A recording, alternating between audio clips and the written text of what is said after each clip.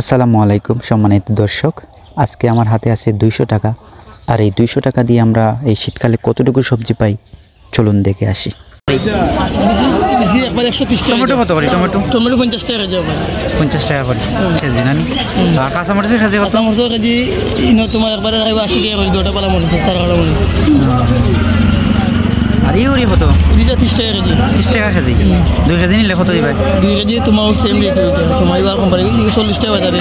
এক কাম করো, তুমি 2 কেজি উড়ি দিবা, 1 কেজি ফুলকপি দিবা, 1 কেজি টমেটো দিবা, আর 20 টাকার দিলে এবার কাঁচামরিচ।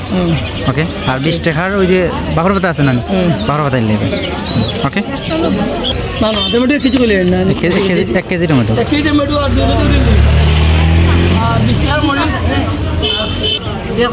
1 কেজি দাও, 1 কেজি দিলাও।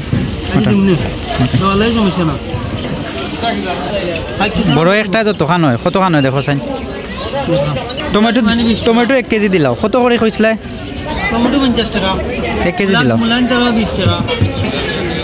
আলু কত করে কইলাই? আলু 1 কেজি দিলাইবা। হ্যাঁ, কত হয়েছে? 200 টাকা হয়েছে, পুরা 200 নেই।